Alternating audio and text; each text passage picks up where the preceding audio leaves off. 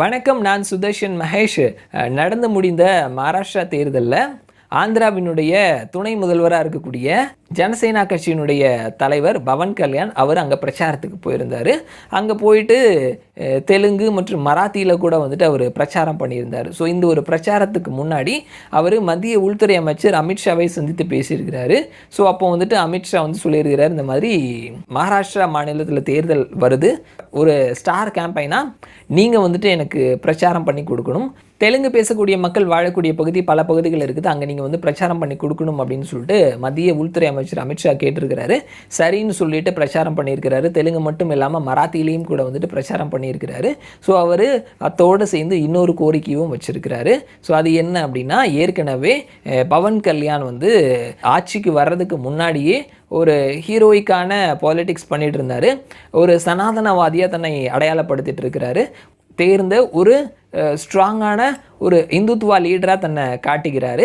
So அது இந்துத்துவத்தையும் ரைட்டிஸ்டாக இருக்கக்கூடிய பர்சன்ஸையும் பெருமளவில் கவர்ந்துருக்குது. அது ஆந்திர மாநிலத்தை தாண்டி தேசிய லெவலையுமே வந்துட்டு அவர் கவனம் பெற்றுட்டு இருக்கிறாரு. குறிப்பாக திருப்பதி லட்டு விவகாரத்தில் அவர் எடுத்த ஸ்டாண்ட், அதே மாதிரி உதயநிதி ஸ்டாலின் சனாதனத்தை ஒழித்திடுவோம் அழித்திடுவோம் சொல்லும் பொழுது அவர் எடுத்த ஸ்டாண்ட் அப்படின்றது தேசிய அளவில் தென்னிந்தியாவில் ஒரு இந்துத்துவா தலைவராக அவரை அடையாளப்படுத்தி இருக்குது. பல மொழிகள் தெரிந்தவர் அப்படின்றதுனால தேசிய லெவலில் இவர் ஒரு பிரச்சாரகராக எடுத்துகிட்டு போகிறதுக்கு பிஜேபி மாதிரியான கட்சிக்கு ஒரு சிறந்த சாய்ஸாக இவர் இப்போதைக்கு உருவெடுத்திருக்கிறார் அப்படின்றது கவனிக்க முடிகிறது. ஸோ அவர்கிட்ட அமித்ஷா வச்ச ரெண்டாவது கோரிக்கை என்ன அப்படின்னா, அடுத்த வருடம் 2025 ஜூலை மாதத்திலிருந்து தமிழகம் முழுவதும் நீங்கள் ஒரு பிரச்சாரம் போகணும், ஒரு சுற்றுப்பயணம் மேற்கொள்ளணும் அப்படின்னு சொல்லி கேட்டிருக்கிறாரு. ஸோ ஏற்கனவே உதயநிதி ஸ்டாலின் சனாதன தர்மம் சம்மந்தப்பட்ட விஷயத்தில் அவருக்கு சரியான கவுண்டர் கொடுத்தவர். சனாதன தர்மத்தை ரொம்ப ஸ்ட்ராங்காக ஃபாலோ பண்ணக்கூடிய ஒரு பர்சன். இங்கே திமுகவினுடைய ஸ்டார் முகமாக துணை முதல்வராக இருக்கக்கூடிய உதயநிதி ஸ்டாலின் அவரை எதிர்த்து கவுண்டர்கள் வைத்து ஒரு பிரச்சாரம் பண்ணுறதுக்கு, தமிழகம் முழுவதும் சுற்றுப்பயணம் செய்து பிரச்சாரம் பண்ணுறதுக்கு நீங்கள் வரணும் அப்படின்னு சொல்லி கேட்டிருக்கிறாரு. அதற்கு அவரும் ஓகே சொல்லிட்டார் அப்படின்றது கவனிக்க முடிகிறது.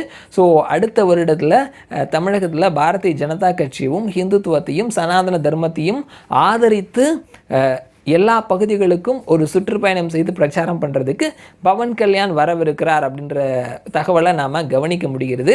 ஸோ அது 2026 தேர்தலை முன்னிட்டு தான் இந்த மாதிரியான விஷயங்களை செய்கிறதுக்கு பாரதிய ஜனதா கட்சி பிளான் பண்ணி வச்சுருக்கிறாங்க அப்படின்றதையும் நம்ம கவனிக்க முடிகிறது.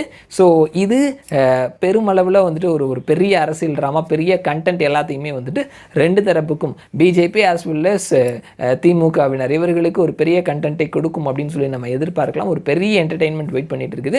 பார்க்கலாம் அது எந்த மாதிரி நடக்குது அப்படின்னு சொல்லிட்டு. மறுபடியும் நான் உங்களை இன்னொரு வீடியோவில் சந்திக்கிறேன். அது வரைக்கும் நன்றி.